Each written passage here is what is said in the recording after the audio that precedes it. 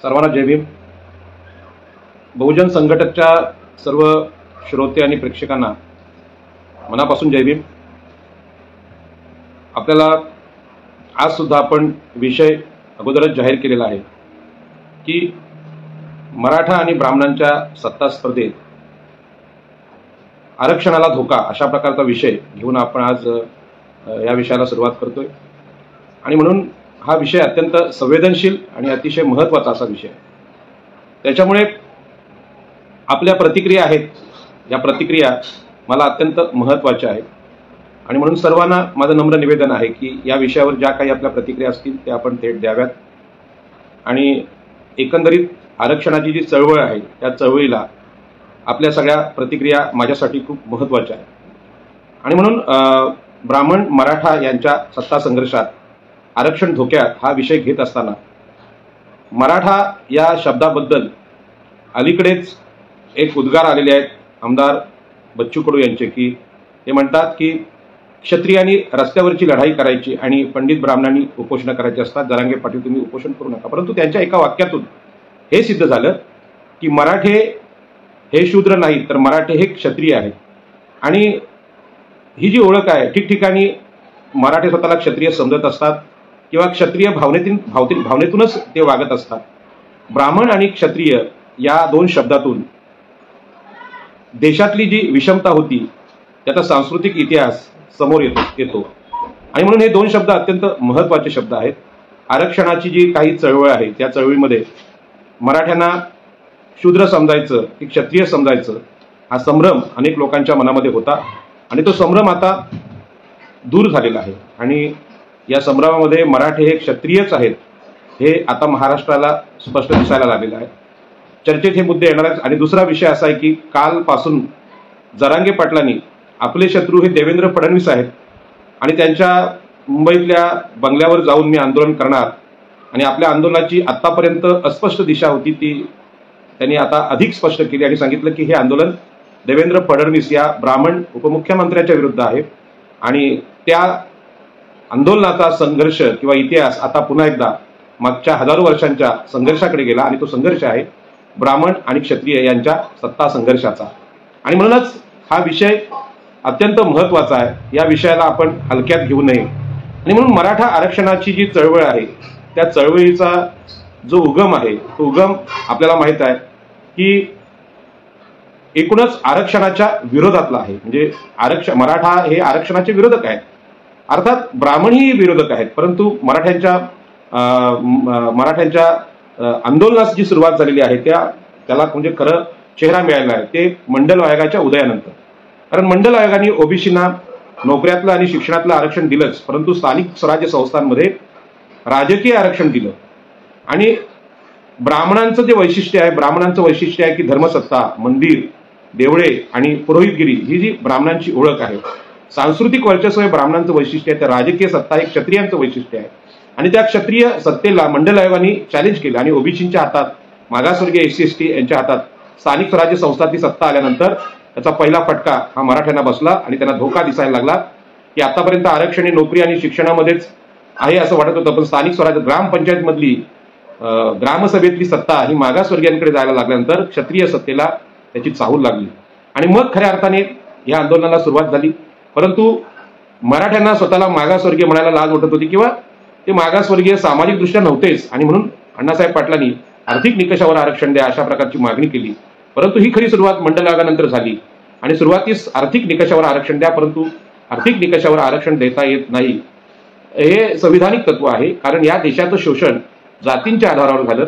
ब्राह्मण क्षत्रिय वैश्य यांनी आपल्याला माहित आहे की शूद्रपूर्वी कोण होते, यामध्ये डॉक्टर बाबासाहेब आंबेडकरांनी सांगितलं की ब्राह्मणांनी या ऋग्वेदामध्ये पुरुष सूक्तानुसार ही आमच्या गुलामीची घटना लिहिली आणि त्यांनी सांगितलं की त्यांचा जो महापुरुष आहे, ईश्वर आहे, देव आहे, हे याच्या मुखातून ब्राह्मण जन्माला आले आणि बाहूतून क्षत्रिय आणि मांड्यांपासून वैश्य आणि पायांपासून आम्ही शूद्र जन्माला आलो आणि आमच्या गुलामीला हे वेद कारण आहेत हे जाहीर केलं। आणि या वेदांच्या नंतर मनुस्मृतीने या सगळ्याचं समर्थन केलं। ब्राह्मणे मुखातून जन्माले, क्षत्रिय बाहूंपासून आणि मांड्यांपासून वैश्य आणि पायांपासून शूद्र। शूद्रांच्या गुलामीची सुरुवात धर्माने केलेली आहे, हा विषय मला इथे सांगायचा आहे. आणि धर्मसत्ता म्हणजे मनुस्मृतीचा जे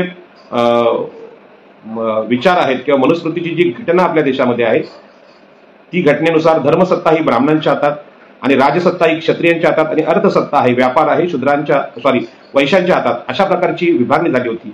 आणि या तिन्ही लोकांची सेवा शूद्रांनी करावी अशा प्रकारची ही मांडणी होती. आणि ही मांडणी आत्ता आपल्याला विचारात घ्यावं लागते, कारण जरांगे पाटलांनी काल जाहीर केलं की माझं भांडण हे देवेंद्र फडणवीसांशी आहे. आणि म्हणून आतापर्यंत आम्हाला आरक्षण पाहिजे, हे आरक्षण आम्हाला ओबीसीना धक्का न लावता घ्यायचा आहे, असं कपटीपणा महाराष्ट्रामध्ये मराठा आरक्षणाच्या मागणीमध्ये झाला. आणि अलीकडेच हे आरक्षण आम्हाला ओबीसी मधूनच हवं असं सांगून आम्ही या आरक्षणाच्या विरोधी आहोत. कारण संविधानाच्या समतेच्या तत्वानुसार ज्यांनी या देशामध्ये विषमता आणली ते ब्राह्मण, क्षत्रिय, वैश्य हे आरक्षणाला कारणीभूत होतं. किंबहुना यांच्या शोषणामुळे मागासवर्गीय ज्या जाती आहेत, ओबीसी आहेत, एससी आहेत, एसटी आहेत आणि स्त्रिया हे मागे पडले. आणि त्यांना समतेच्या तत्वानं बरोबरीत आणण्यासाठी आरक्षणाची रचना सामाजिक न्याय आणि समतेच्या तत्वाने देशात झाली. आणि म्हणून आरक्षणाला जर कोणी कारणीभूत असतील तर महाराष्ट्रामधले मराठे एक क्षत्रिय कारणीभूत आहेत, तेवढेच ब्राह्मण आहेत आणि तेवढेच वैश्य आहेत. आणि आरक्षणाची मागणी घेऊन ब्राह्मणांचा जो विरोध आहे, ब्राह्मणी सत्तेला आव्हान देण्याचं काम आतापर्यंत अनेक मराठा आंदोलकांनी केलेलं आहे. ज्या ज्यावेळी ब्राह्मण सत्तेत येतात, ब्राह्मणांचं सरकार सत्तेत येतं, त्यावेळी मराठा आंदोलक महाराष्ट्रामध्ये आंदोलन करतात. त्यांचं भांडण महाराष्ट्राची देशाची सत्ता ही सतत ब्राह्मणांकडे असावी की क्षत्रियांकडे, हे मूळ भांडण आहे. आणि या भांडणाचा राग केवळ मतदान करण्याचा अधिकार दिलेल्या ओबीसी, एससी, एसटी आणि स्त्रियांवर ते काढत असतात. आणि या ब्राह्मण, क्षत्रिय, वैश्य यांच्या भांडणामध्ये सत्तेमध्ये भागीदार कधीही शूद्र आणि अतिशूद्रांना कुणी करू दिलं नाही. इथे मराठे हे क्षत्रिय लढवय्ये आहेत असं सांगितलं जातं, पण मराठे हे क्षत्रिय लढवय्ये आहेत हे सांगितलं जातं. यांनी ज्या काही लढाया केल्या असतील, पण सगळ्यात मोठं शोषण या देशातल्या शूद्रातिशूद्रांचं केलेलं आहे. ही ओळख डॉक्टर बाबासाहेब आंबेडकरांनी क्रांती प्रतिक्रांतीमध्ये आपल्याला करून दिलेली आहे. आणि याच पद्धतीनं बाबासाहेब आंबेडकरांनी ब्राह्मण, क्षत्रिय, वैश्य हे धर्माच्या मान्यतेनुसार कसे ब्राह्मण मुखातून जन्माला आले आणि बाहूतून क्षत्रिय जन्माला आले आणि वैश्य हे मांड्यातून आणि शूद्र हे पायातून, या तत्वाने शरीराच्या आधाराने ते ब्राह्मण, क्षत्रिय, वैश्य हे धर्मसत्तेने कसे श्रेष्ठ आहेत आणि या धार्मिक श्रेष्ठतेने 85% भारतावर गुलामी लादण्याचं काम केलं, हा विषय डॉक्टर बाबासाहेब आंबेडकरांनी शूद्रपूर्वी कोण होते यामध्ये सांगितलेला आहे. आणि म्हणून क्षत्रियांची शूरता आहे या देशातल्या शूद्रातिशूद्रांचं, स्त्रियांचं शोषण करण्यामध्ये आहे. त्यामुळे क्षत्रिय शब्द हा भारताच्या इतिहासातला जेवढा ब्राह्मण शब्द बदनाम आहे, तेवढाच क्षत्रिय सुद्धा शब्द हा बदनाम आहे, तेवढाच वैश्य सुद्धा बदनाम आहे. परंतु याविषयी डॉक्टर बाबासाहेब आंबेडकरांनी जे विश्लेषण केलं आणि मनुस्मृतीने अत्यंत क्रूरतेने मागासवर्गीयांच्या गुलामीचं समर्थन करत असताना ब्राह्मण, क्षत्रिय, वैश्य यांच्या सत्तेला, राजसत्तेला, धर्मसत्तेला जो प्रचंड मोठा सपोर्ट केला, आधार दिला, ही जी गोष्ट उघड करण्याचं काम डॉक्टर बाबासाहेब आंबेडकरांनी केलं आणि मनुस्मृतीला जाळून टाकण्याचं काम महाडला केलं. आणि आपल्याला माहित आहे की स्त्री शूद्राती शूद्र यांना गुलाम करण्याचं काम या ऋग्वेदानं, पुरुष सूक्तानं आणि मनुस्मृतीने केलं. ही गुलामगिरी महात्मा ज्योतिबा फुले यांनी उघड केली. हीच गुलामी 2000 वर्षापूर्वी भगवान गौतम बुद्ध, भगवान महावीर यांनी केली, चार्वाकांनी सुद्धा केली. आणि हे जे तत्वज्ञान भारतामध्ये मनुस्मृतीच्या विरोधात मांडलं गेलं, त्या तत्वज्ञानाचं वास्तव स्वरूपामध्ये उपयोजन संविधानाच्या रूपानं, मनुस्मृतीच्या विषमतेच्या विरोधातलं तत्वज्ञान संविधानाच्या रूपानं डॉक्टर बाबासाहेब आंबेडकरांनी केलं. परंतु बहुसंख्य असलेला 60-62% किंवा 52% असलेला ओबीसी शूद्र, या शूद्रांना निवड करण्यात अपयश आलं की आम्ही कोणत्या मार्गाने जावं, संविधानाच्या मार्गाने जावं की वैदिक हिंदुत्वाच्या गुलामीच्या मार्गाने जावं. आणि म्हणून क्षत्रिय शूर असतात हे अर्धसत्य आहे. क्षत्रिय शूर असतात ओबीसींचं शोषण करण्यामध्ये, शूद्रातिशूद्रांच्या आणि स्त्रियांच्या शोषण करण्यामध्ये. ही गोष्ट महाराष्ट्राच्या विचारपटलावर मांडण्यामध्ये आमचे विचारवंत लोक कमी पडले. आणि म्हणून ब्राह्मण आणि क्षत्रिय दोन्ही आरक्षण विरोधी आहेत, कारण आरक्षणाच्या माध्यमातून शूद्रातिशूद्रांना संविधानिक आधारानुसार संधी देण्याचं काम, प्रतिनिधित्व देण्याचं काम भारतीय संविधान करतं. आणि म्हणून हे दोन्ही लोक संविधानाच्या विरोधी आहेत आणि आरक्षणाच्या विरोधी आहेत, याची नोंद इथे आपण घ्यावी. आणि म्हणून मराठा शूद्र की क्षत्रिय हा वाद महाराष्ट्रात चालू होता. आणि मराठ्यांना क्षत्रिय म्हणण्यामध्ये डॉक्टर बाबासाहेब आंबेडकरांनी जेवढी स्पष्टता आणली होती, ती स्पष्टता डॉक्टर बाबासाहेब आंबेडकरांच्या नंतर जे नेतृत्व महाराष्ट्रात आलं त्या कुठल्याही नेतृत्वामध्ये ही ताकद सांस्कृतिक अर्थाने दिसत नव्हती, किंवा असली तरी सुद्धा ते जाहीरपणे ओबीसी गावामध्ये किंवा ओबीसी लोकांमध्ये स्पष्टपणे सांगत नव्हते. आणि म्हणूनच जे काही विचारवंत झाले ते मराठ्यांना घाबरणारे विचारवंत होते. मी खात्रीने सांगेन, बामसेप नावाची जी संघटना आहे त्या बामसेप नावाच्या संघटनेचे वामन मेश्राम यांनी अत्यंत चुकीची मांडणी केली आणि मराठे हे कुणबीच आहेत, शूद्रच आहेत, त्यांना आरक्षण भेटलं पाहिजे अशा प्रकारची मांडणी केली. कदाचित ही मांडणी ब्राह्मणांवर सतत टीका करून मराठ्यांना बाजूला करून मराठ्यांना आपल्या बाजूने घ्यायचं आणि लढाई लढायची अशी चुकीची मांडणी असू शकते. परंतु यामध्ये केवळ ब्राह्मणच शोषक नाहीत, तर क्षत्रिय मराठे सुद्धा या महाराष्ट्रातले शोषक आहेत, ही वास्तवता नाकारण्यात आली. आणि म्हणून ब्राह्मण हे उच्च आहेत, प्रगत आहेत, पुढारलेले आहेत आणि उच्चवर्णीय आहेत, शोषक आहेत. त्याचप्रमाणे मराठे सुद्धा जमीनदार, सरंजामी, शोषक आहेत. मराठ्यांच्या विरुद्ध मांडणी करण्यामध्ये अनेक विचारवंतांना भीती वाटत होती आणि ही भीती इतकी भयानक होती की काही लोकांनी मराठ्यांना आरक्षण द्या असं म्हटलं. आजही म्हणजे 2014च्या अगोदरपर्यंत ओबीसीचे सगळे विचारवंत असं बोलत होते की ओबीसीच्या आरक्षणाला धक्का न लावता मराठ्यांना आरक्षण देण्यास आमची हरकत नाही. आज अगदी कालपर्यंत सुद्धा महाराष्ट्राच्या विधानसभेत ओबीसीचे नेते वडेट्टीवार, माननीय मंत्री महोदय छगन भुजबळ, आमचे प्रकाश अण्णा शेंडगे हे सगळे ओबीसी नेते सांगतात मराठा आरक्षणाला आमचा कधीच विरोध नव्हता, त्यांना स्वतंत्रपणे आरक्षण द्या. परंतु स्वतंत्रपणे आरक्षण, मराठा आरक्षण हा शब्द असंविधानिक आहे. संविधानाने भारताच्या शोषणावर उपाय सांगत असताना जो मार्ग सांगितला की भारतातले शोषक जे आहेत त्या शोषकांमध्ये ब्राह्मण, मराठी आणि वैश्य हे शोषक आहेत आणि शोषित हे ओबीसी, एससी, एसटी आणि स्त्रिया आहेत.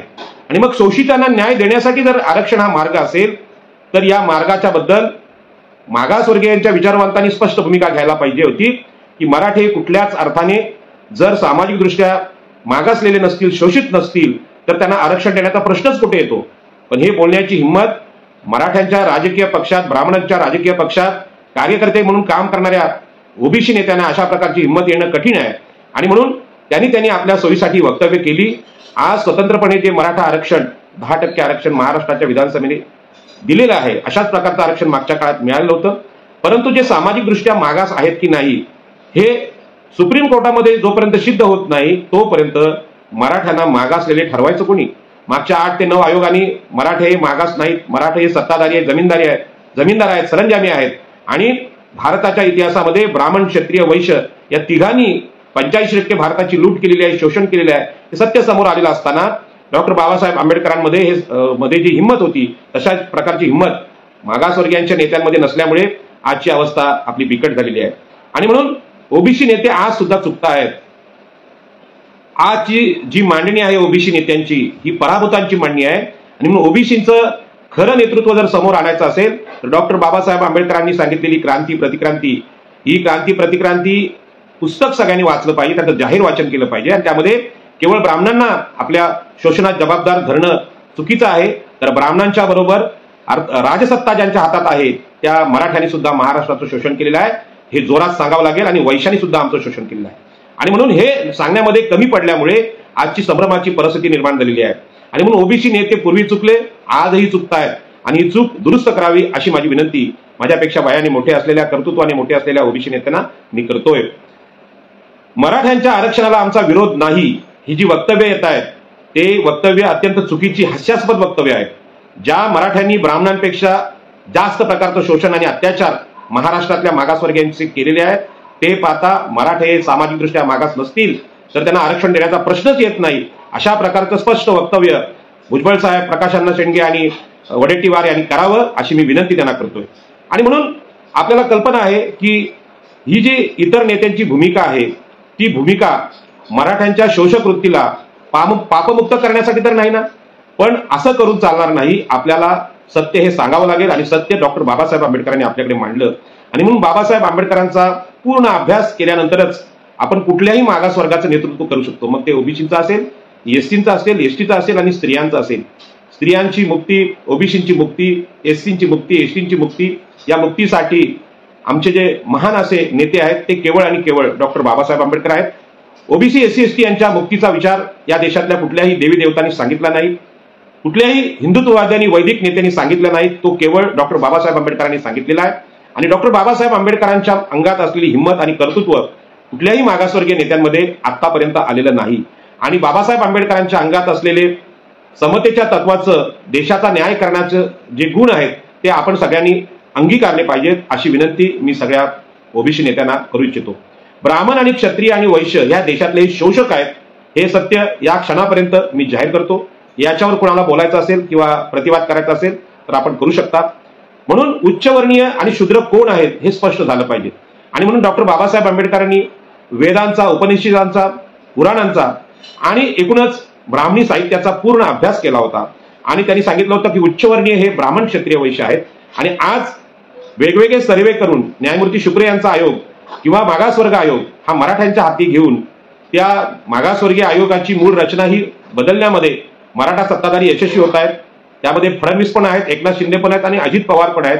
हे सगळे ब्राह्मण, क्षत्रिय, वैश्य हे आरक्षणाचे शत्रूच आहेत, यात कोणालाही शंका नको. आणि म्हणून त्यांनी जे निर्णय घेतले आहेत, मराठ्यांना मागास दाखवण्याचा प्रयत्न झालाय.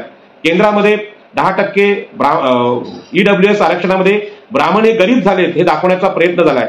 ब्राह्मण हे गरीब झालेत इथपर्यंत ठीक आहे, परंतु त्यांना मागासवर्गीय तरी ठरवलं नाही. पण मराठ्यांना मागासवर्गीय ठरवून ब्राह्मण, क्षत्रिय, वैश्य यांचं महापाप लपवण्याचा प्रयत्न केंद्र आणि राज्य सरकारकडून होतोय. मधल्या काळात हे पाप करण्यापूर्वी राष्ट्रीय स्वयंसेवक संघाचे सरसंघचालक मोहन भागवत यांनी सहज कबूल केलं की मागच्या 5000 वर्षात पंडितांनी या देशाचं शोषण केलंय. पण पंडितांनी म्हणजे कोणानी? ब्राह्मणांनी. पण तुम्ही जे आरक्षणाचे लाभधारक आहेत किंवा जे मागासवर्गीय आहेत त्यांनी आंबेडकरी साहित्याचा अभ्यास केल्याशिवाय त्यांना सत्य कळणार नाही. आणि म्हणून त्यांनी ऋग्वेद वाचले पाहिजेत, मनुस्मृती वाचली पाहिजेत. आणि यामध्ये स्पष्ट झालेलं आहे की ब्राह्मण, क्षत्रिय, वैश्य हे उच्चवर्णीय लोक आहेत, शोषक लोक आहेत. आणि म्हणून सगळ्या मागासवर्ग आयोगांना, त्यांच्या सदस्यांना डॉक्टर बाबासाहेब आंबेडकरांचं साहित्य समोर ठेवल्याशिवाय न्याय करणं अवघड आहे. आणि म्हणून भारतातल्या शोषणाचा जो इतिहास आहे तो जगाच्या दृष्टीने अपरिचित असला तरी देशामध्ये तो इतिहास डॉक्टर बाबासाहेब आंबेडकरांनी वेगवेगळी आंदोलनं करून पुढे आणलेला आहे.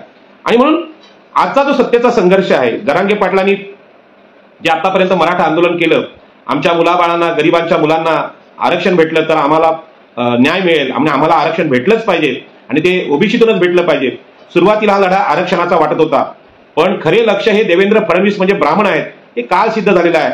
आणि जरांगे पाटलांनी आपला मोर्चा देवेंद्र फडणवीस यांच्या बंगल्याकडे वळवला. याचा अर्थ महाराष्ट्रातले सगळे मराठे जरांगे पाटील यांच्या बरोबर आहेत आणि आता ते ब्राह्मणांच्या विरोधात आंदोलन करतात. आणि मी ओबीसींना शांतपणे सांगतो की ब्राह्मण, क्षत्रिय, वैश्य यांची लढाई म्हणजे ब्राह्मण विरुद्ध क्षत्रिय सत्तेची लढाई महाभारतामध्ये आहे.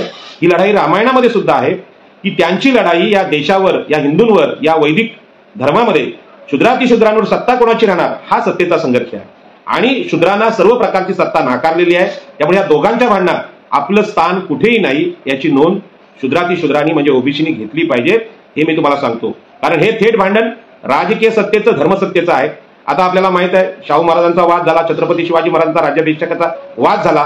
पण हे वाद कसे आहेत तर ब्राह्मणांचा जो इगो आहे त्यांचं म्हणणं आहे की क्षत्रिय आणि ब्राह्मण यांच्यामध्ये श्रेष्ठ कोण, धर्मसत्ता महत्वाची की राजसत्ता महत्वाची, अशा प्रकारचा तो वाद आहे. पण धर्मसत्ता, राजसत्ता, अर्थसत्ता या तिन्ही सत्ता शूद्रातिशूद्रांना मनुस्मृतीने, वेगवेगळ्या पुराणांनी, वैदिक ग्रंथांनी नाकारलेल्या आहेत. त्यामुळे आपल्या लढाईला म्हणजे शूद्रातिशूद्रांच्या लढाईला हिंदू धर्मग्रंथांमध्ये, वैदिक धर्मग्रंथांमध्ये कुठलाही आधार नाही. तर तो आधार आहे आमच्या शोषणाचा, आम्हाला कमी लेखण्याचा. त्यामुळे ह्या कुठल्याच ग्रंथांमध्ये आपली मुक्ती नाही. आणि म्हणून डॉक्टर बाबासाहेब आंबेडकरांनी याची चिकित्सा करताना मुक्ती कोण पथे जे भाषण केलेलं आहे ते भाषण आमच्या मुक्तीचं आहे. 15 रुपयांचं 32 पानांचं हे पुस्तक सगळ्या मागासवर्गीयांनी वाचावं. मी पुन्हा एकदा ओबीसी नेत्यांना आठवण करून देतोय की मुक्ती कोण पथे या पुस्तकाचं जाहीर वाचन प्रत्येक ओबीसीच्या सभेत सुरुवातीला झालं पाहिजे. ओबीसींना खरी मुक्ती डॉक्टर बाबासाहेब आंबेडकरांनी सांगितलेली आहे. आणि म्हणून वर्तमान सत्ता संघर्ष जरांगेंच्या पाठीमागे जे लपलेले मराठा नेतृत्व आहे ते आता समोर यायला लागलं. कारण जरांगे थेट फडणवीसांवर आरोप करतात की तुमच्यामुळे आमचं आरक्षण आम्हाला मिळत नाही. मुळात मराठा आरक्षणाची मागणी असंविधानिक आहे.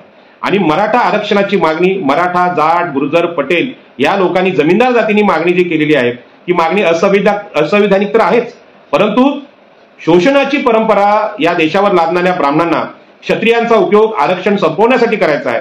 आणि म्हणून विशिष्ट मर्यादेमध्ये या जरांगे पाटलांना गृहमंत्री म्हणून फडणवीस यांनी सर्व प्रकारच्या सुखसोयी उपलब्ध करून दिल्या, संधी उपलब्ध करून दिल्या, पण त्या ओबीसीना आणि शूद्रातिशूद्रांना घाबरवण्यासाठी.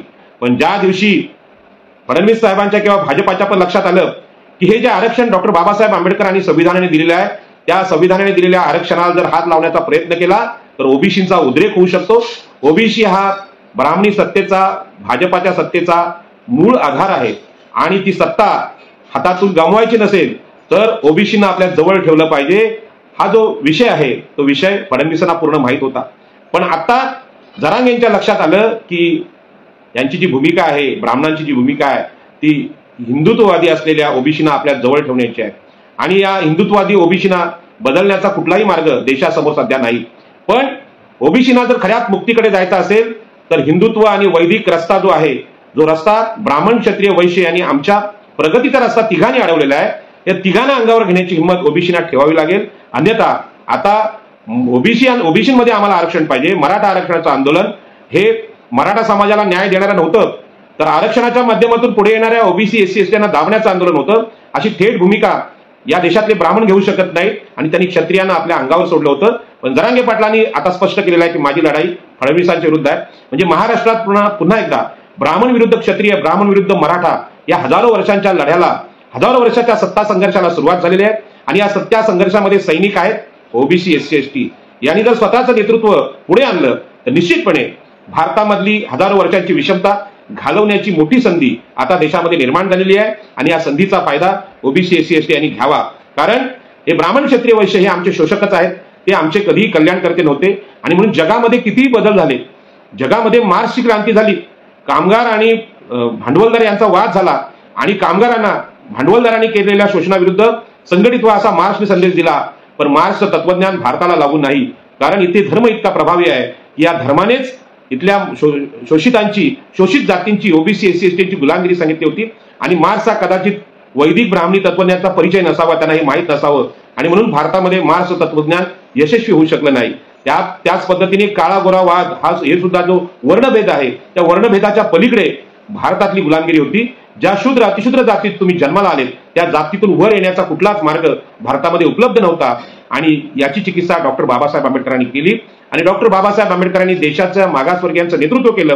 पण या नेतृत्वाने डॉक्टर बाबासाहेब आंबेडकरांचे विचार समजून घेतले नसल्यामुळे केवळ आपल्या बौद्ध बांधवांना या चक्रव्यूहातून यशस्वीपणे बाहेर काढण्याचं काम डॉक्टर बाबासाहेब आंबेडकरांनी केलं. परंतु हा जो चक्रव्यूह भेदण्याची जी नीती आहे, धर्माचं चक्रव्यूह भेदण्याची नीती आहे, डॉक्टर बाबासाहेब आंबेडकरांची नीती आहे, मुक्ती कोणपतीची नीती आहे, की ओबीसीना आज समजलेली नाही. पण आज ती वेळ आलेली आहे. जरांगे पाटलांनी भोळेपणामध्ये जाऊन सुद्धा हे सिद्ध केलं की आम्हाला प्रॉब्लेम आहे तो कोणाचाच नाही, आम्हाला सत्तेचा प्रॉब्लेम आहे. मराठ्यांना या महाराष्ट्राची सत्ता पाहिजे आणि म्हणून 13 मुख्यमंत्री मराठ्यांचे म्हणजे क्षत्रियांचे, तेवढेच गृहमंत्री, तेवढेच महसूल मंत्री आणि तेवढेच आमदार, 150 ते 200 आमदार मराठ्यांचे. कारण मराठा सत्तेशिवाय जगू शकत नाहीत आणि मराठ्यांची अतिसत्ता ब्राह्मणांना मान्य नाही, कारण आम्ही धर्माने सर्वश्रेष्ठ आहोत. आमचा जर मान जर मराठे ठेवत नसतील तर त्यांना आम्ही विरोध करू, त्यांना ईडी लावून त्यांची घराणी बेचिरत करू. हे देवेंद्र फडणवीसांनी दाखवून दिलं आणि देवेंद्र फडणवीसांनी मराठ्यांचे पक्ष तोडले. उद्धव ठाकरेंचे सीकेपींचा पक्ष तोडला, आपला एनसीपी म्हणजे राष्ट्रवादी पक्ष तोडला, काँग्रेस पक्ष सुद्धा महाराष्ट्रातला बेचिराग करून टाकलेला आहे देवेंद्र फडणवीसांनी. ब्राह्मणांचं आणि मराठ्यांचं जे वैर आहे ते खूप परंपरागत वैर आहे आणि त्याचा पुराणांचा अभ्यास आपण करावा. त्या घटनांचा सविस्तर उल्लेख मी करत नाही, पण मी एवढं मागासवर्गीय सगळ्या जातींना सांगतोय, या सत्ता संघर्षामध्ये आपण मैदानाच्या बाहेर आहोत. आपल्याला लढाई कोणी स्वीकारत नाहीत आणि म्हणून भीमा कोरेगावच्या लढाईमध्ये हा सत्ता संघर्ष आपल्याला पेशवाईमध्ये मराठा सरदार, ब्राह्मण सरदार यांच्याकडे आमचे त्या काळचे लढवय्ये महार बटालियनचे लोक गेले आणि सांगितलं की देशासाठी आम्हाला सुद्धा लढायचं आहे, तुम्ही या देशातले नेते आहात, तर या देशासाठी आम्हाला लढायचं आहे, तुम्ही आम्हाला लढाईमध्ये सामील करून घ्या. ब्राह्मण आणि मराठ्यांना हे माहित होतं की शूद्रातिशूद्रांच्या हातात तलवार भेटली, कुठल्याही युद्धाचं त्यांनी नेतृत्व केलं तर हे जिंकतील एवढी ताकद मागासवर्गीयांच्या मनगटात आहे. आणि जर लढाईची संधी भेटली ते उद्या राज्यकर्ते होतील, हा धोका आहे. आणि म्हणून अस्पृश्यांना आम्ही जवळ सुद्धा घेणार नाही आणि तुम्हाला आम्ही लढाई संधी देणार नाही. हे परंपरागत ब्राह्मण, क्षत्रिय, वैश्यांचं जे तत्व आहे विषमतेचं त्यांनी सांगितलं. आणि इंग्रजांची सत्ता त्यावेळी असल्यामुळे आपल्या सैनिकांना पराक्रमाची संधी भीमा कोरेगावमध्ये मिळाली आणि ब्राह्मण, क्षत्रिय, वैश्य यांचा पराभव शूद्रातिशूद्र लोक करू शकतात हे त्या लढाईने सिद्ध झालं. या लढाईचं उदाहरण राजकीय नेत्यांनी लक्षात ठेवलं पाहिजे की तुम्हाला कुठलाही राजकीय पक्ष देशाची आणि महाराष्ट्राची सत्ता हातात येईल अशा प्रकारची तिकीट कधीच देणार नाही. कारण या लढाई राजकीय सत्तेमध्ये ओबीसी, शूद्रातिशूद्र जिंकले तर पुन्हा ब्राह्मण आणि क्षत्रियांची सत्ता महाराष्ट्रात काय देशात पण येणार नाही. परंतु ही जी सांस्कृतिक गुलामगिरी आहे ती गुलामगिरी समजण्यासाठी डॉक्टर बाबासाहेब आंबेडकर नुसतेच वाचून चालणार नाही, समजून घ्यावी लागतील, आचरणात आणावी लागतील. बाबासाहेब आंबेडकरांनी हा प्रयोग संविधानाच्या रूपाने इंग्रजांची सत्ता असताना अत्यंत कल्पकतेने यशस्वी केलेला आहे आणि तो जो प्रयोग आहे त्या प्रयोगामुळे थोडीफार सत्ता, बोलण्याचं स्वातंत्र्य, बाकीची सगळी जी अभिव्यक्ती स्वातंत्र्य ती आम्हाला मिळाली, आरक्षण आम्हाला मिळालं, पण आता हे आरक्षण अत्यंत धोक्यात आलेलं आहे. कारण ह्या दोन्ही ब्राह्मण आणि मराठ्यांनी मागासवर्गीयांच्या आरक्षणाला लक्ष्य केलेलं आहे, पण त्यांचा खरा संघर्ष एकमेकांच्या विरुद्ध लढण्यात आहे. आणि म्हणून फडणवीसांनी जी आता भूमिका सुरुवातीला घेतली असती तर हे दुखणं एवढं वाढलं नसतं. सुरुवातीला फडणवीसांनी आता सुद्धा पत्रकार परिषद घेऊन स्पष्ट सांगावं, एक मुख्यमंत्री म्हणून, वकील म्हणून, की मराठे हे सामाजिकदृष्ट्या शोषित नाहीत, तर ब्राह्मणांच्या बरोबर भागीदार आहेत ओबीसी एससी एसटी यांचं शोषण करण्यामध्ये. ब्राह्मण क्षत्रिय वैश्य हे पापाचे वाटेकरी आहेत, त्यामुळे तुम्हाला आरक्षण मिळणार नाही हे फडणवीसांनी स्पष्ट सांगावं. आणि ही सांगण्याची हिंमत जर फडणवीसांमध्ये असेल तरच त्यांची जी काही सत्ता ती टिकेल. आता आम्हाला कळायला लागले कोण कोणाचे शत्रू आहे. आणि या भांडणामध्ये, सत्तेच्या भांडणामध्ये ओबीसीना जर आपली भूमिका कळली तर निश्चितपणे आपला विजय निश्चित आहे. पानिपतावर सुद्धा शिंदे होळकरांना या गोष्टी कळल्या होत्या की पेशवे जिंकले असते तर आपल्याला धोत्र धुवायला लागली असती पेशव्यांची. हे त्यांना जसं कळलं लढाईचा नियम, तसा आता ओबीसीना कळलं पाहिजे.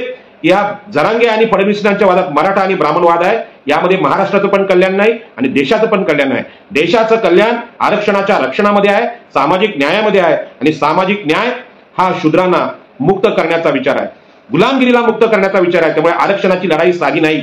जगातली जी गुलामगिरी होती ती कामगार आणि भांडवलदारांचा वाद असेल, वर्ण वर्चस्व असेल किंवा वर्णभेद असेल, याच पद्धतीने देशातल्या गुलामगिरी संपवण्याचा आरक्षण हा एक मार्ग आहे. आणि तो मार्ग टिकवणं म्हणजे देशातला सामाजिक न्याय टिकवणं आहे. आणि म्हणून सांस्कृतिक अर्थाने डॉक्टर बाबासाहेब आंबेडकरांच्या आरक्षणाची जी रचना आहे ही अत्यंत महत्वाची आहे. हजारो वर्षाचं देशाचं जे शोषण आहे ते शोषण संपवण्याचं काम म्हणजे आरक्षणाला न्याय देणं आहे.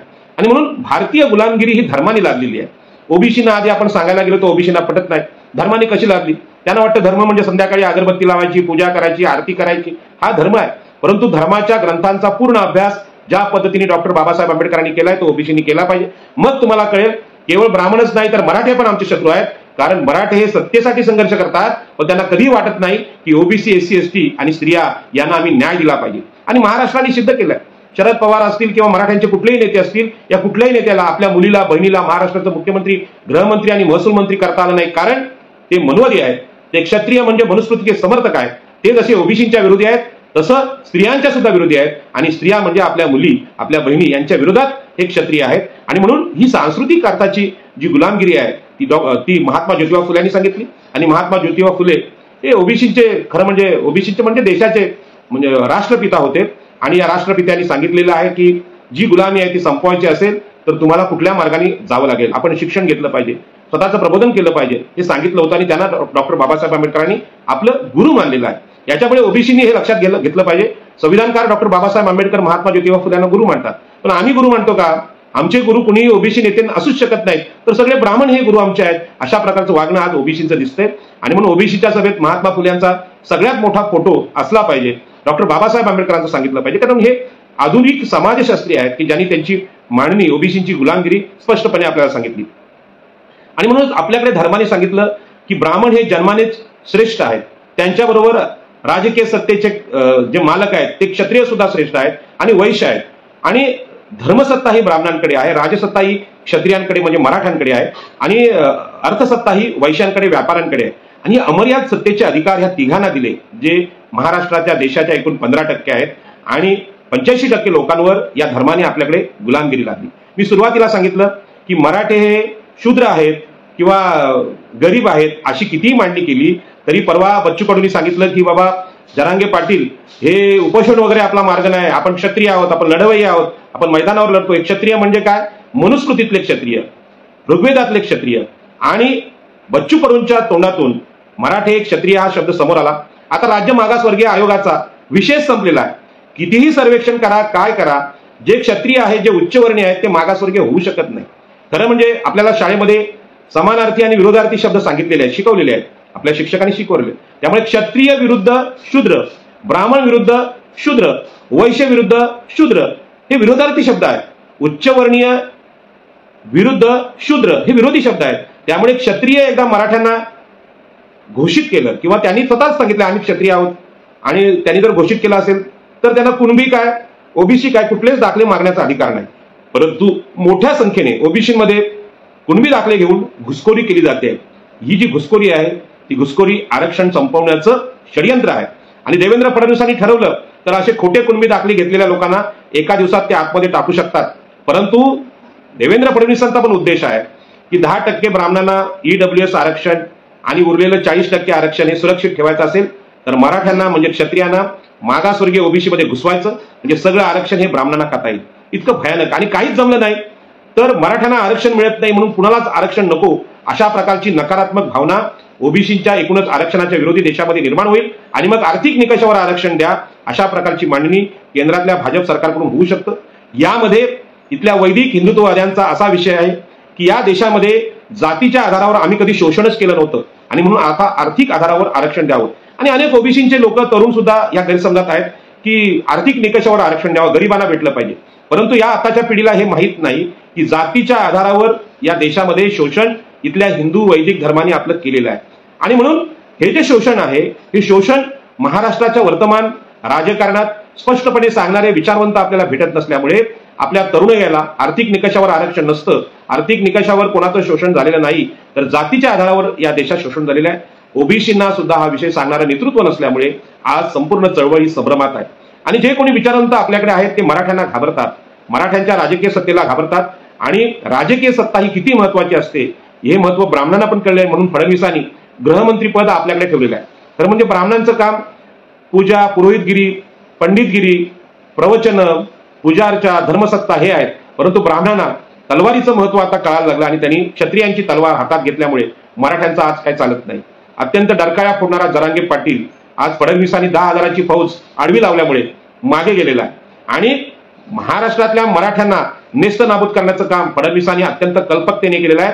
मग ते आपल्याला माहिती आहे, नारायण राणे असतील किंवा अशोकराव चव्हाण असतील, विखे पाटील असतील, या मराठा घराण्यांना आणि शरद पवारांसारख्या महाराष्ट्राच्या राजकीय सत्तेवर अत्यंत पकड घेणाऱ्या माणसाला सुद्धा याच काळात उद्ध्वस्त करण्याचं काम फडणवीस या ब्राह्मणांनी कल्पकतेने केलेलं आहे. आता हा संघर्ष ब्राह्मण विरुद्ध मराठा हजारो वर्षांचा संघर्ष आहे.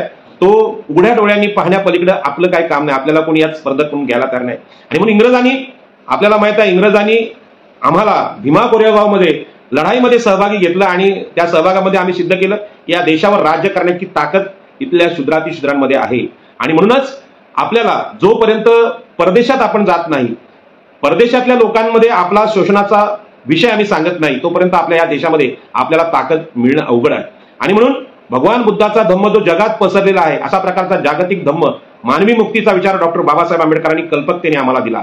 आणि म्हणून या देशामध्ये इंग्रजांनी सुद्धा पुस्तकं आणली, शिक्षण आणली, त्या पुस्तकातून सुद्धा विषमता काही आम्हाला कळाली. आपल्या देशातले अनेक नेते परदेशात शिकले, त्यामध्ये राजर्षी शाहू महाराज असतील, सयाजीराव गायकवाड असतील आणि अनेक वकील आणि डॉक्टर बाबासाहेब आंबेडकर यांना जगात गेल्यावर कळलं की भारतामधली गुलामगिरीची जी कूटनीती कशी आहे, ब्राह्मण क्षत्रिय वैश्य एकत्र येऊन इथल्या शूद्रांवर सांस्कृतिक अर्थाने कसं राज्य करतात हे डॉक्टर बाबासाहेब आंबेडकरांना समजलं.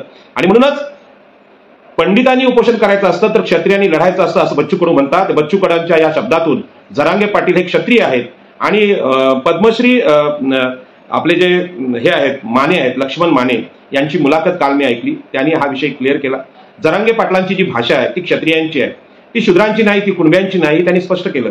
आणि आताच्या ओबीसींच्या नेतृत्वामध्ये जे सांस्कृतिक अर्थाने सुज्ञ, विद्वान आणि ओबीसींच्या प्रश्नावर उपाय सांगणारे जे मोजके नेते आहेत, त्यामध्ये मी पद्मश्री लक्ष्मण माने यांचा आदराने उल्लेख करेन आणि सांगेन की हे ओबीसींचं खऱ्या अर्थाचं नेतृत्व आहे. परंतु आम्ही या नेतृत्वाला समजून घेतलेलं नाही. लक्ष्मण माने असे नेते आहेत की या सगळ्या जे ब्राह्मण आणि मराठा आणि वैश्य यांची जी सत्ता आहे ती उलथून टाकण्याचं ताकद ज्या तत्वज्ञानात आहे ते भगवान बुद्धाचं तत्वज्ञान आहे. आणि हे सांगण्याची हिंमत ओबीसीमध्ये फार कमी नेते आहेत, त्यामध्ये पद्मश्री लक्ष्मण माने मी यांचा आदराने उल्लेख करेन. आणि म्हणून वर्तमान काळातील जरांगेंचं आंदोलन हे क्षत्रियांचं आंदोलन आहे, ते ब्राह्मणांच्या विरुद्ध आहे. हे फक्त नाटक होतं ओबीसी आरक्षण संपवण्याचं, परंतु ब्राह्मणांना सुद्धा हे माहित आहे या लढाईमध्ये आपल्या हक्काचे जे सैनिक आहेत, धर्मसत्तेचे खरे रक्षक आहेत ते ओबीसी आहेत. आणि यांना काही धोका झाला तर हे ओबीसी उलटतील आणि ब्राह्मणांची धर्मसत्ता तर उलटून टाकतीलच, पण क्षत्रियांना पण फेकून देतील. हे पूर्ण माहिती राष्ट्रीय स्वयंसेवक संघ, भाजपा, केंद्रातली सत्ता या सगळ्यांना कळून चुकलेला आहे. आणि म्हणून हा जो विषय आहे हा ओबीसीसाठी अत्यंत समजून घ्यायचा आहे. आणि म्हणून ओबीसीतूनच आरक्षण हवे हा अट्टहास जरांगे तरी का करतायत? कारण त्यांना माहित आहे की ओबीसीना डिवचल्याशिवाय ब्राह्मणी सत्ता खिळखिळी होणार नाही. आणि खिळखिळी करण्याचं काम जरांगेने केलं आणि जरांगेंनी जाहीर केलं की फडणवीस हेच आमचे शत्रू आहेत. आता फडणवीसांनी सुद्धा आपली तलवार उपसलेली आहे आणि ते जरांगेंना आडवे गेलेले आहेत. आणि जरांगेच्या पाठीमागे सगळे मराठा आहेत, हे काय सांगायची शंका नाही. अजित पवार जरी फडणवीसांच्या बरोबर असले ते उगाच त्यांच्या बरोबर आलेले नाहीत.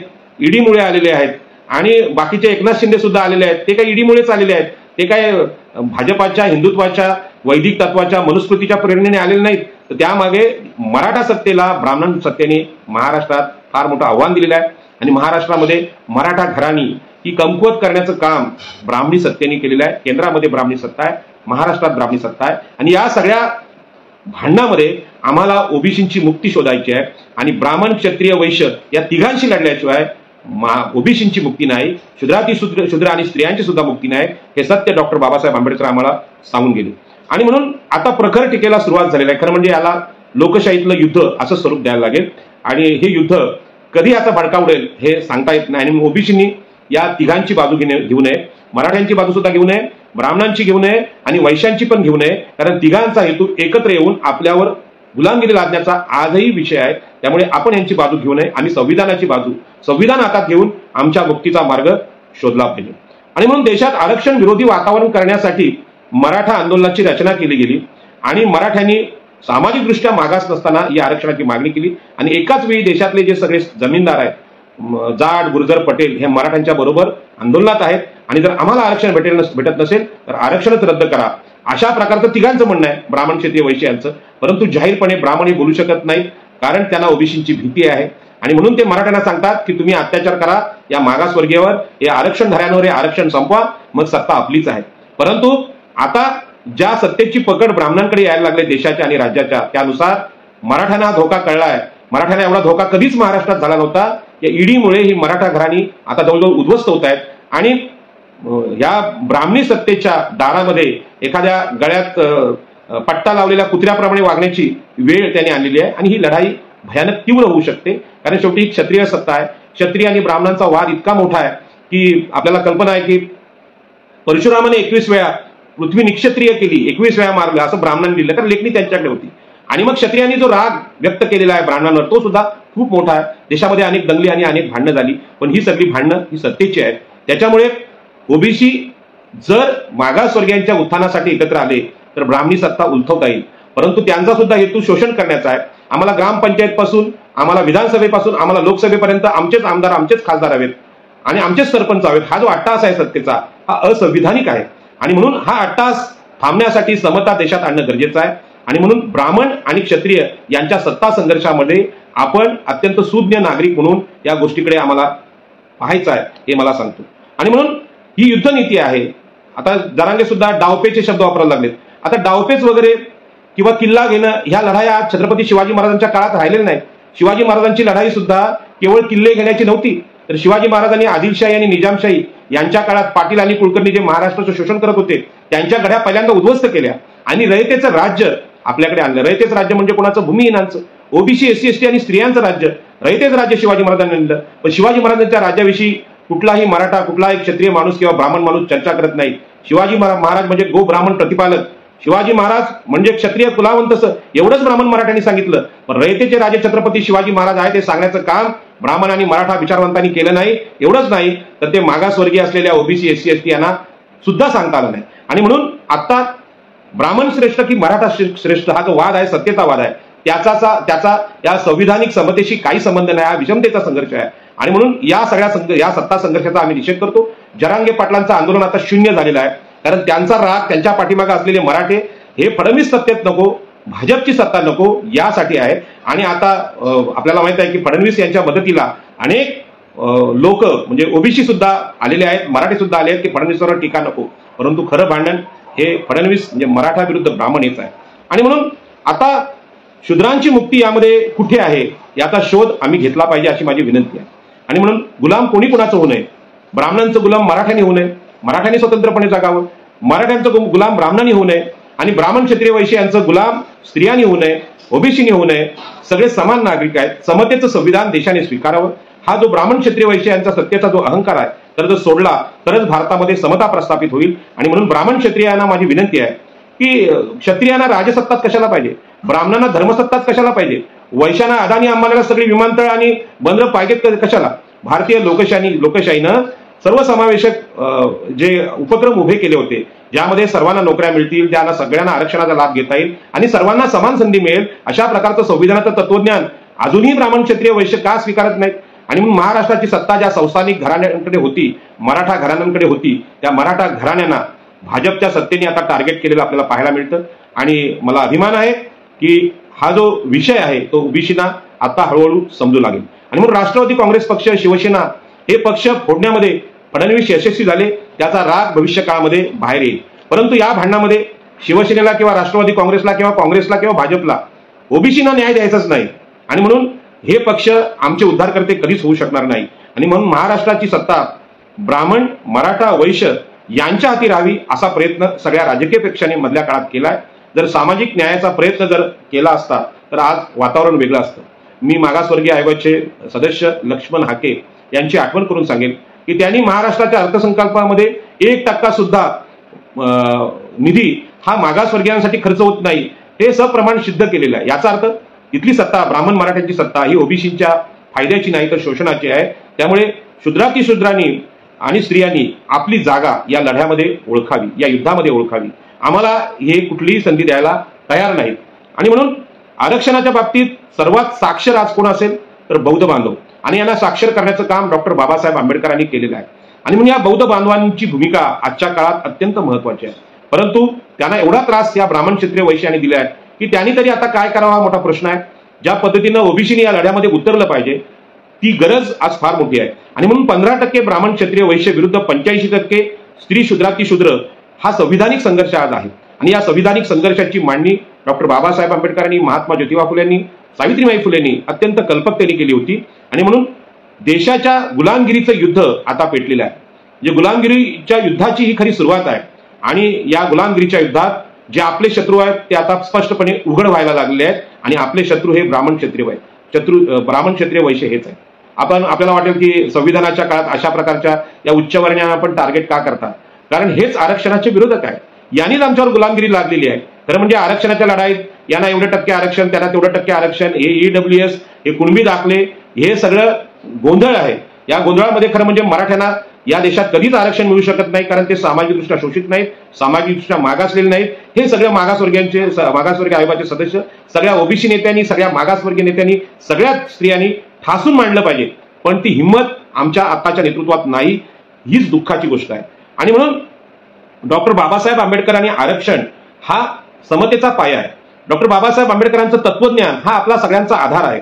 आणि म्हणून समतेच्या आरक्षणाचा ओबीसी, SC ST जे समतेचं जे आरक्षण आहे, सामाजिक न्यायाचं जे आरक्षण आहे, याचा पाया ओबीसीने आज पक्का केला पाहिजे. खरं म्हणजे हे राष्ट्रीय आंदोलन आहे. आरक्षणाचं आंदोलन हे राष्ट्रीय आंदोलन आहे. परंतु आजच्या काळात जी आंदोलन राष्ट्रीय स्वरूपाची आहेत ती सांगतायत की भ्रष्टाचार विरोधी आंदोलन हे अत्यंत महत्वाचं आहे, तुमचं ईडीचं आंदोलन हे राष्ट्रीय आहे, तुमचं राम जन्मभूमीचं आंदोलन हे राष्ट्रीय आहे. हे सगळा गोंधळ आहे. खरं म्हणजे सामाजिक न्याय आणि समता, ओबीसी आरक्षण हा राष्ट्रीय लढा आहे. आणि या राष्ट्रीय लढ्याला राष्ट्रीय नेतृत्वाची कधी नव्हे एवढी गरज आज निर्माण झाली आहे. आणि ओबीसीने या सांस्कृतिक लढाईमध्ये ब्राह्मणी गुलामगिरी झुगारून द्यावी, क्षत्रियांची राजसत्ता झुगारून द्यावी. अदानी अंबानी यांचा जो वैश्विक देशाचा व्यापार, देश विकण्याचा व्यापार गुजरातने सुरू केलेला आहे तो थांबवावा. आणि हिंदू राष्ट्र, वैदिक राष्ट्र यांच्या विरोधामध्ये डॉक्टर बाबासाहेब आंबेडकरांचं संविधानिक राष्ट्राचा लढा आम्ही उभा केला पाहिजे. आणि म्हणून डॉक्टर बाबासाहेब आंबेडकर हे महापुरुष आहेत. आणि हे महापुरुष साधे नाहीत, तर 85% मागासवर्गीयांचं या देशातलं अखंड महान असं नेतृत्व आहे. आणि हे नेतृत्व आम्ही उभं करत नाही, समोर आणत नाही, तोपर्यंत आम्हाला या सगळ्या युद्धातून कोणी वाचू शकत नाही. आणि बाबासाहेब आंबेडकर हे ओबीसीचे नेते आहेत हे समजून घेण्यात ओबीसी लोक कमी पडलेले आहेत, याची जाहीर खंत मी व्यक्त करतो. आणि बाबासाहेब आंबेडकर आमचे जे नेते आहेत त्याचा परिचय या आरक्षणाच्या आंदोलनात आम्ही करून घेतला पाहिजे. वर्तमान ओबीसी लढे हे मागासवर्गीयांच्या सांस्कृतिक गुलामगिरीस उत्तर आहे. आता सांस्कृतिक गुलामगिरी म्हणजे तर काय? राष्ट्रीय स्वयंसेवक संघ स्वतःला सांस्कृतिक संघटना म्हणतो. म्हणजे कोणाचं?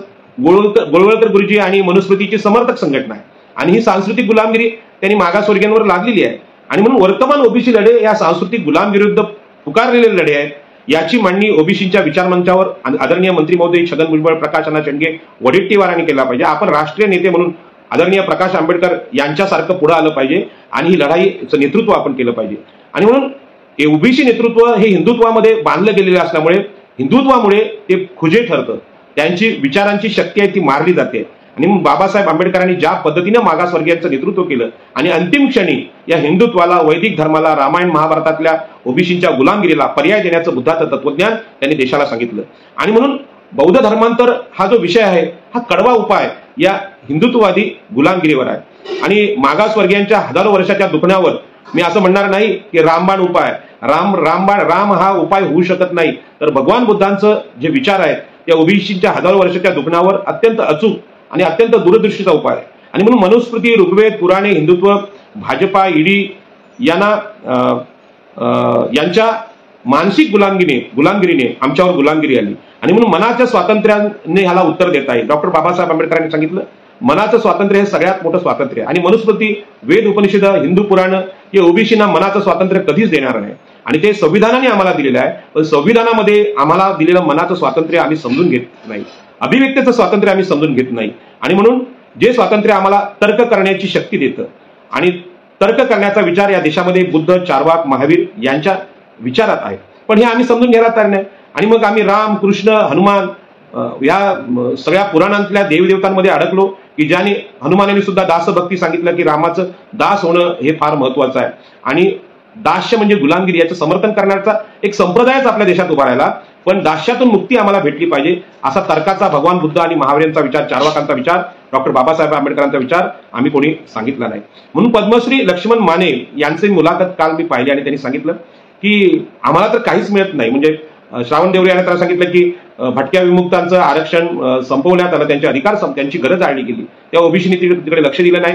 आणि मग शेवटी अत्तदीप भव हा भगवान बुद्धांचा मार्ग लक्ष्मण माने यांनी स्वीकारला आणि त्यांनी ती लढाई लढली. आणि तो खरं म्हणजे लक्ष्मण माने यांचा विचार हा महाराष्ट्रातल्या ओबीसींसाठी अत्यंत महत्वाचा आहे.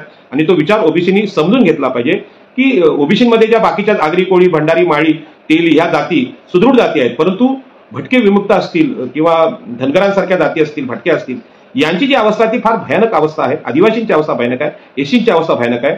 त्यांना मुक्ती कशी मिळावी आणि त्यांच्या मुक्तीचा विचार ओबीसींनी शोधला पाहिजे अशी विनंती मी आज यामध्ये करतो. आणि म्हणून दूरदृष्टीचा नेता म्हणून या मराठा आरक्षणाच्या विरोधात पल्लवी रेणके आणि आमचे लक्ष्मण हाके आणि हे जे आहेत आपल्या लक्ष्मण माने यांची मुलाखत मॅक्स महाराष्ट्राने घेतली. ती मुलाखत खरोखर उद्बोधक मुलाखत आहे. फार मोठं शल्य त्यांनी सांगितलं. मागासवर्ग आयोग हा मराठ्यांचा आयोग झालेला आहे आणि तो ज्या पद्धतीने काम करतोय ती पद्धत फार भयानक आहे. आणि ती पद्धत आम्ही समजून घेतल्याशिवाय क्षत्रिय, मराठे आणि ब्राह्मण यांची एकत्रित नीती ही आरक्षण विरोधी आहे, कारण ते ओबीसीच्या, एससी-एसटीच्या विरोधी आहेत. आणि म्हणून हिंदू, ब्राह्मण, क्षत्रिय, वैश्य यांच्या नेतृत्वात अधीन राहून मागासवर्गीयांना कधीही मुक्ती भेटणार नाही. हे हजारो वर्षांचं सत्य ओबीसीने आता समजून घेतलं पाहिजे. आणि म्हणून सत्तेचे भारतीय सूत्र आहे, म्हणजे आमच्या गुलामीचं सूत्र आहे, त्यामध्ये धर्मसत्ता, देवदेवळांची, हिंदू धर्माची, वैदिक धर्माची सत्ता ही ब्राह्मणांच्या हाती आहे. आणि या धर्मसत्तेला पूरक राजसत्ता ही क्षत्रियांची म्हणजे मराठ्यांची आहे. ब्राह्मण क्षत्रिय युती आपल्याकडे कायम आहे.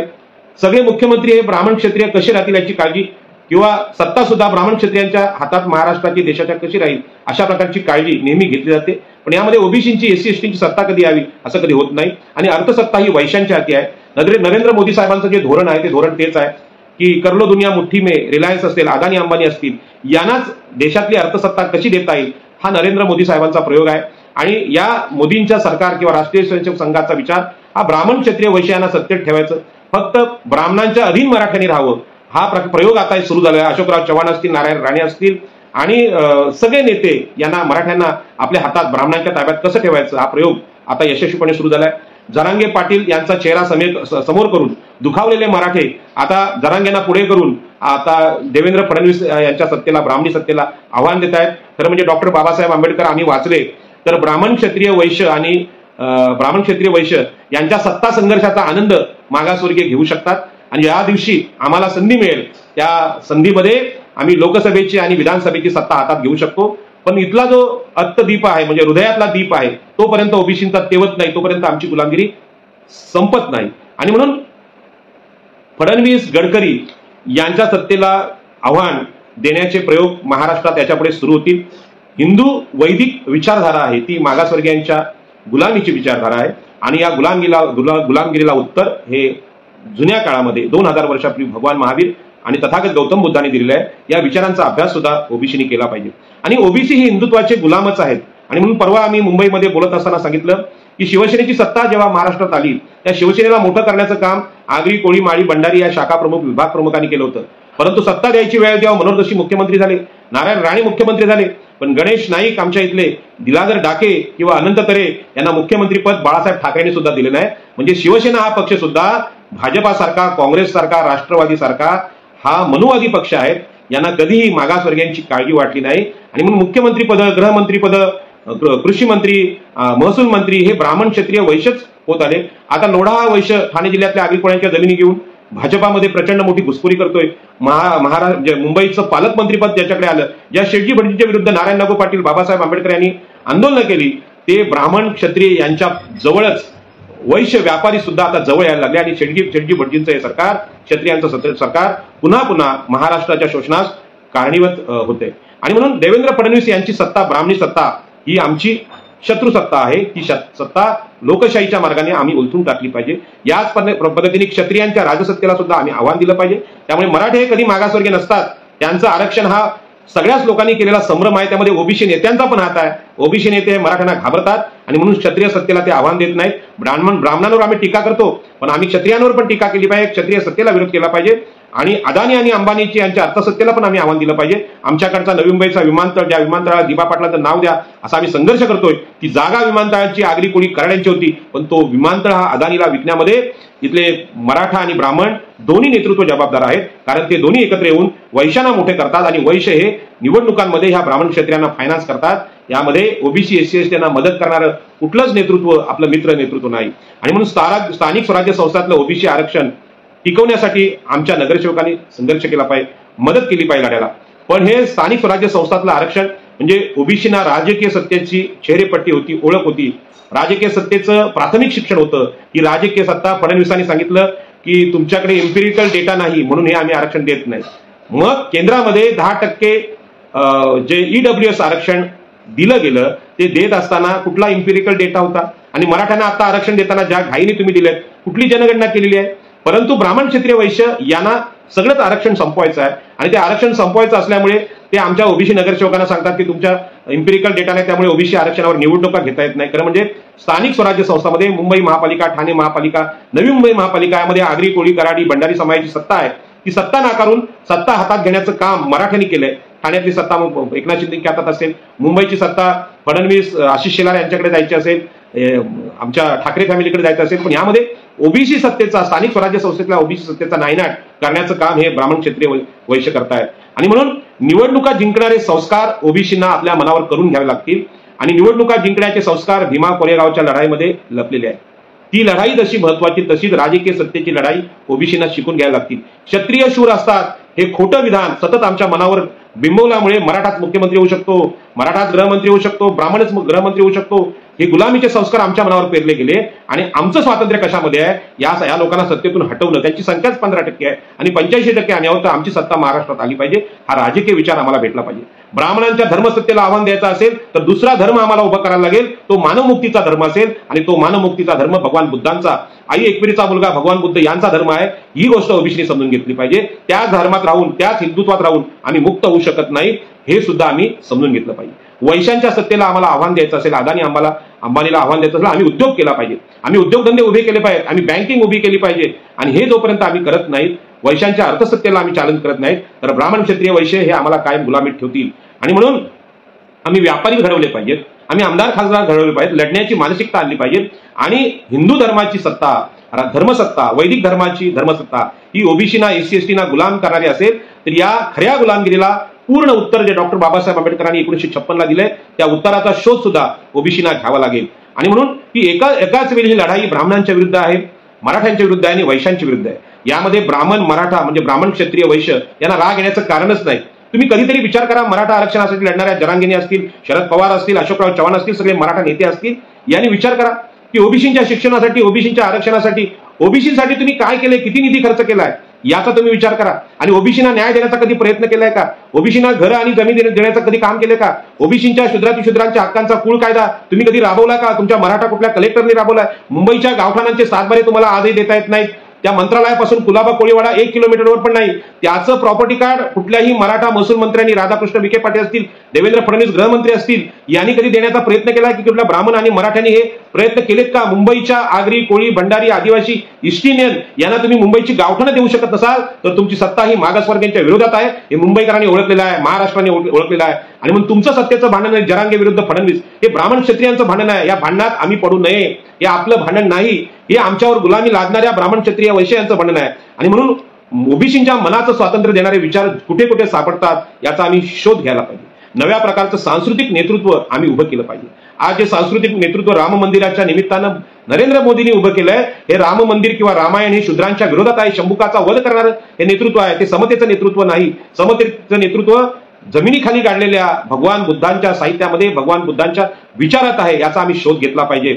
आणि म्हणून स्वतःच ओळखण्यासारखे दुसरं सत्य नाही. आणि म्हणून भगवान बुद्धांचा विचार आज जो देशामध्ये काय उपलब्ध आहे, त्यामध्ये अलीकडेच एका महिन्यापूर्वी विपश्यना काय आहे मी समजून घेण्याचा प्रयत्न केला. आणि विपश्यनाच्या ध्यानामध्ये मला थोडी थोडी जाणीव आता व्हायला लागली की स्वतःला ओळखलं पाहिजे. अत्तदीप भव म्हणजे काय हे विपश्यनाच्या ध्यानामध्ये थोडीशी कल्पना आपल्याकडे येते. कारण आमच्याकडे ओबीसींकडे जी भक्ती आहे, घंटा वाजवण्याची, आरत्या करण्याची, टाळ कुटण्याची, यामध्ये स्वतःला ओळखण्याचं मानसशास्त्र कुठेच नाही. त्यामध्ये ईश्वराची स्तुती करणं, आरत्या करणं आणि विभूती पूजा आहे, जी विभूती पूजा लोकशाहीमध्ये सुद्धा डॉक्टर बाबासाहेब आंबेडकरांनी निषिद्ध मानलेली आहे. आणि म्हणून स्वतःच ओळखण्याचं भगवान बुद्धांची ध्यानधारणा, विपश्यनाचा याचा अभ्यास आम्ही ओबीसींनी करावा. आणि म्हणून ध्यानाचे जे प्रकार आहेत ते अंधश्रद्धांवर मात करणारे प्रकार आहेत. आणि म्हणून क्षत्रिय सत्तेला आव्हान देण्यासाठी गावागावातून लढे आम्हाला उभे करावे लागतील. गावाची सत्ता सुद्धा आम्हाला, ग्रामपंचायतीची सत्ता ही अत्यंत महत्वाची आहे. गृहनिर्माण सोसायट्यामधली सत्ता आम्हाला महत्वाची आहे. आणि म्हणून मराठा सत्ताधारी ग्रामपंचायतीपासून पोलीस स्टेशनमध्ये PSI असतील, पोलीस आयुक्त असतील किंवा प्राध्यापक असतील मराठा आणि ब्राह्मण, किंवा कमिशनर असतील, MD असतील सिडकोचे, या सगळ्यांना पर्याय देण्याचं काम भविष्यात ओबीसींच्या मुलांनी हाती घेतलं पाहिजे. ब्राह्मण क्षत्रिय वैश्य ही जी सत्ता आहे देशातली, ही सत्ता या देशातल्या संविधानिक समतेच्या विरोधी सत्ता आहे. आणि ही उलथवून टाकल्याशिवाय देशामध्ये क्रांती होणार नाही. आणि म्हणून मागासवर्गीय शूद्रातिशूद्र ओबीसीमध्ये क्रांती न होण्याचं कारण जी धर्मसत्ता ब्राह्मणांची आहे ती आमच्यावर मानसिक गुलामगिरी लागते. क्षत्रियांची राजसत्ता आहे, ही आम्हाला कुठेही उभं राहू देत नाही. मग घरं असतील, जमिनी असतील, या सगळ्या प्रकारची अर्थसत्ता आहे, यामध्ये वैश्यांची सत्ता ही सुद्धा आम्हाला खऱ्या अर्थाने उभं राहू देत नाही. आणि म्हणून या सर्व सत्ता नाकारल्याशिवाय या देशामध्ये समता निर्माण होणार नाही. समतेचा एक मार्ग आरक्षणाने आम्हाला देऊ केला होता. हे आरक्षण संपवण्याचा घाट देवेंद्र फडणवीस, अजित पवार आणि एकनाथ शिंदे हे संयुक्तपणे करतायत. आणि जरांगे पाटलांचं जे खेड्यातलं नेतृत्व आहे ते सुद्धा आरक्षणाच्या विरोधात जाऊन संघटितपणे प्रयत्न करते. पण यांचा मूळ हेतू ब्राह्मणी सत्तेला मराठ्यांनी विरोध करणं हाच आहे. हजारो वर्षांची ही अंतर्गत लढाई विसरू शकले नाहीत. यामध्ये ओबीसींना न्याय देण्याचा कुठे प्रश्नच येत नाही. आणि म्हणून ब्राह्मण ओबीसींना कदाचित जवळ करतील, कारण त्यांना माहिती आहे त्यांची संख्या अत्यंत कमी आहे. रस्त्यावरच्या लढाईत ब्राह्मणांना काहीच करता येत नाहीत. देवाचे अंगारे दुपारी प्रत्यक्ष मैदानात उभे होत नाहीत, किंवा जाणवं सुद्धा या प्रत्यक्ष मैदानी लोकशाहीत काही उपयोगाचं नाही. आणि म्हणून मराठेच किंवा क्षत्रियच ओबीसींना दाबू शकतात हे माहित आहे. परंतु मराठ्यांना हे कधी ओबीसींचं महत्व कळलं नाही, मागासवर्गीय जातींचं महत्व कळलं नाही. सत्तेने ते आंधळे झाले. आणि आज ब्राह्मणांना थोडं कळायला लागले की ओबीसींना जवळ केलं पाहिजे. देवेंद्र फडणवीस यांच्याकडे हा समंजसपणा आलेला आहे.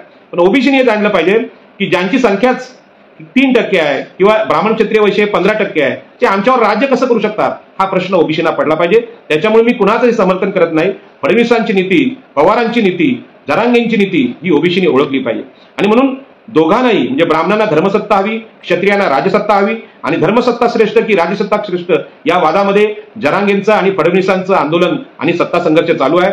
यातून वेगळं दूर ठेवणारं ओबीसींचं प्रगल्भ नेतृत्व आता गरजेचं आहे. आणि अशा प्रकारचं नेतृत्व महाराष्ट्राला मिळावं ही माझी विनंती सगळ्या ओबीसी तरुणांना आहे. आपण नेतृत्वासाठी पुढे यावं आणि हे नेतृत्व ब्राह्मण क्षत्रिय वैश्य यांचा सत्ता ओबीसींच्या हाती या महाराष्ट्राचं आणि देशाचं नेतृत्व कसं येईल यासाठी आम्ही लढलं पाहिजे. आणि मागासवर्गीयांच्या हक्कासाठी आमचे संविधान आहे. त्याचबरोबर संविधानाबरोबर भगवान बुद्धांचा सुद्धा विचार आम्हाला बाबासाहेब आंबेडकरांनी दिलेला आहे. संविधानाला पूरक असलेला विचार हा भगवान बुद्धांचा आहे. हिंदू वैदिक धर्म हा विषमतेचा समर्थक आहे. मनुस्मृती ऋग्वेद काल हा मनुस्मृती समर्थक आहे. आणि या मनुस्मृती समर्थक विचारांचा पराभव भारतीय संविधान करू शकतं. पण सोबत भगवान बुद्ध, महावीर, चार्वाक यांचे समतेचे, मानवमुक्तीचे विचार असतील तर. आणि म्हणून ओबीसीने आजच्या काळात हा विचार करणं गरजेचं आहे. आम्ही हिंदू वैदिक ब्राह्मण क्षत्रिय विचार सोडून दिला पाहिजे. हा विषमतेचा विचार आहे. मराठे विषमतावादी आहेत यात कुठलीच शंका राहिली नाही. कुठल्याही मराठा विचारवंतांनी, मराठा मुख्यमंत्र्यांनी, मराठा गृहमंत्र्यांनी, मराठा महसूल मंत्र्यांनी दाखवून द्यावं की या देशातल्या आदिवासींना, या देशातल्या एससीना, या देशातल्या एसटीना, या देशातल्या ओबीसीना कधीही जमिनी, कधीही शेती, कधीही मालमत्ता, घरं यांचे अधिकार आम्ही दिलेत का? का दिलेत नाही? स्वतःचे हजारो एकरचे सातबारे तुम्ही सांभाळलेत. उदयनराजे भोसले यांच्याकडे 42,000 आज एक जमीन आहे आणि हजारो एकर जमीन ह्या मराठ्यांच्या ताब्यात, 60% जमिनी मराठ्यांकडे आहे. मग एवढे कायदे जमिनीच्या वाटपाचे येऊन सुद्धा मागासवर्गीयांना घरं आणि जमिनी का मिळत नाही? याचं कारण ही अर्थसत्ता, राजसत्ता आणि धर्मसत्ता ही 70 वर्षानंतर या देशाची ब्राह्मण, क्षत्रिय, वैश्य यांच्याकडेच राहिली आणि सत्तेचं विकेंद्रीकरण आम्हाला जमलं नाही. आज राजीव गांधींनी स्थानिक स्वराज्य संस्थांमध्ये ओबीसींना अधिकार देण्याचा प्रयत्न केला. त्या सत्तेचं विकेंद्रीकरण थांबवण्याचं काम या ब्राह्मण मराठ्यांच्या सरकारमध्ये जोरात चालू आहे आणि म्हणून स्थानिक स्वराज्य संस्थांमध्ये ओबीसींचं आरक्षण संपवण्याचा घाट यांनी घातलेला आहे. आणि म्हणून ओबीसी आरक्षणाच्या चळवळीसाठी ओबीसींची मदत मिळत नाही हे मी सत्य आज जाहीरपणे सांगतो आणि ओबीसींना विनंती आहे की आपण या आंदोलनाला मदत केली पाहिजे. मराठा आरक्षणाच्या विरोधात या याचिका आहे त्यांना आपण मदत केली पाहिजे. मी ओबीसींच्या सगळ्या नेत्यांना फोन करतो तर प्रत्येक ठिकाणी असं दिसतं की ओबीसी आमदार, ओबीसी मंत्री, ओबीसींचे खासदार यांचे सगळे पीएम मराठा आहेत किंवा ब्राह्मण आहेत आणि हा जो फोन जातो तेव्हा सांगतात की नाही, हे यांना मदत केली तुम्ही तर तुमचं मंत्रिपद धोक्यात येईल. त्यांचे फोन टॅप केले जातात. थेट आपण आमच्या नेत्यांशी, ओबीसी आमदारांशी बोलू शकत नाही, मंत्र्यांशी बोलू शकत नाही. व्हॉट्सअप कॉल करावे लागतात. एवढी दहशत जर ओबीसींच्या आमदार खासदारांना असेल तर ओबीसींना मुक्ती काय देणार?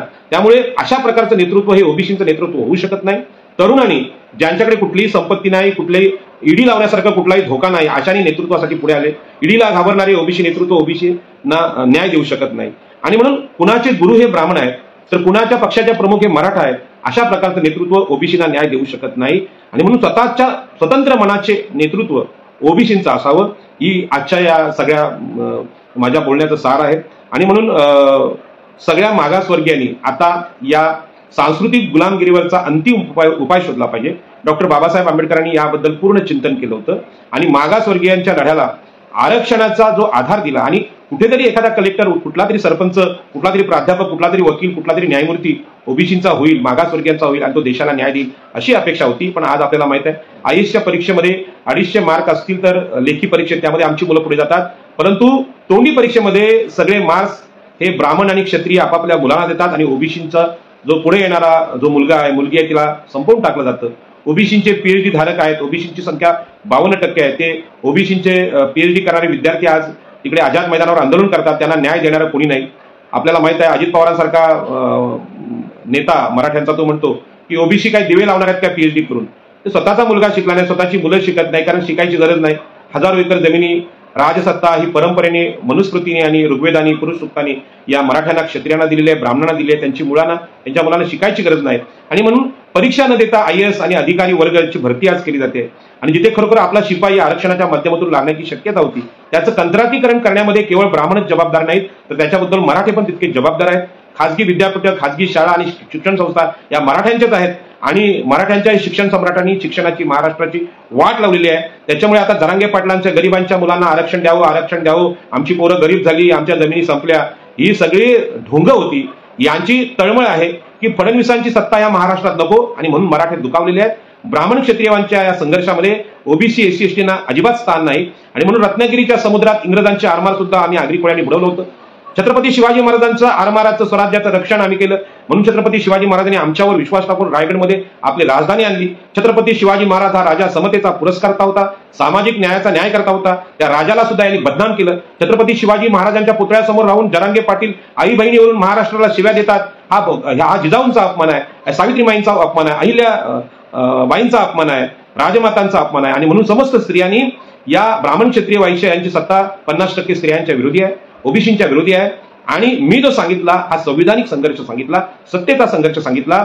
व्यक्तिगत जीवनामध्ये फडणवीस, शरद पवार किंवा अजित पवार किंवा एकनाथ शिंदे हे आमचे शत्रू नाहीत. आमचं एवढंच म्हणणं आहे की महाराष्ट्राची सत्ता स्वातंत्र्यापूर्वी 1000 वर्ष आपण भोगलीत, आता स्वातंत्र्यानंतर 70 वर्ष तुम्हीच सत्तेत आहात. कधीतरी भारतीय संविधान वाचा, त्यातली समता म्हणजे काय ही वाचा. मनुस्मृतीची विषमता तुमच्या रक्तात कणाकणात कशी रुजलेली आहे ही साखर किंवा सत्तेचा जो मोह आहे तो आपण सोडून द्या आणि कधीतरी इथल्या आदिवासींच्या हाती, कधीतरी एससींच्या हाती, आमच्या पद्मश्री लक्ष्मण माने यांच्या भटक्या विमुक्तांच्या हाती ही सत्ता द्या, स्त्रियांच्या हाती सत्ता द्या. ही विनंती मी आपल्याला करतो. या लोकशाहीमध्ये कुठेही दंगल होऊ नये, कुठेही भांडणं होऊ नये, कुठेही संघर्ष होऊ नये याची काळजी आम्ही ओबीसी घेतच आहोत. परंतु तुमच्या संघर्षात, ब्राह्मण मराठ्यांच्या संघर्षात कुठल्याही ओबीसीचा, कुठल्याही स्त्रियांचा, कुठल्याही शूद्रातिशूद्रांचा, कुठल्याही विद्यार्थ्याचा, कुठल्याही लहान मुलांचा आणि पशु पक्षी प्राणी कुत्री मांजरं गायी गुरंढोरं यांचा बळी जाऊ नये याची काळजी मी माननीय गृहमंत्री फडणवीस साहेबांना विनंती करतो आणि त्यांनी या गृहमंत्री पदाचा उपयोग चांगल्या पद्धतीने करावा आणि तुम्ही अशा प्रकारचं वातावरण, संविधानिक वातावरण या निवडणुकीमध्ये निर्माण करा. इथल्या दबलेल्या ओबीसी, एससी, एसटी आणि स्त्रियांचा आवाज लोकशाहीमध्ये पुढे आला पाहिजे. तो आवाज दाबण्याचा प्रयत्न ईव्हीएमच्या माध्यमातून आपण करू नये ही नम्र विनंती माननीय पंतप्रधान नरेंद्र मोदी, अमित शहा आणि फडणवीस साहेब यांना करतो. आणि मी मराठ्यांना पण हे सांगतो की हे मराठा विरुद्ध ब्राह्मण, मराठा विरुद्ध क्षत्रिय, क्षत्रिय विरुद्ध वैश्य यांच्या सत्ता संघर्षात देशाचा पराभव आपण करू नका ही माझी नम्र विनंती करतो. आणि हा देश भगवान बुद्धांच्यामुळे महागुरु आहेच आणि तो महागुरु जगामध्ये आहे आणि भारतामध्ये हे बुद्धीचा दुष्काळ जो आपण आणलेला आहे आणि जी गरिबी या देशावर लादलेली आहे, गरिबी आपण दूर करावी अशी नम्र विनंती ब्राह्मण, क्षत्रिय, वैश्य या सत्ताधाऱ्यांना करतो. आणि कधीतरी मागासवर्गीयांची सत्ता, समतेची सत्ता, संविधानिक समता या देशात आली पाहिजे हे डॉक्टर बाबासाहेब आंबेडकरांचं स्वप्न येत्या निवडणुकीत आपण पूर्ण करावं अशी नम्र विनंती करून माझं बोलणं संपवतो. जय हिंद, जय भीम, नमो बुद्धाय.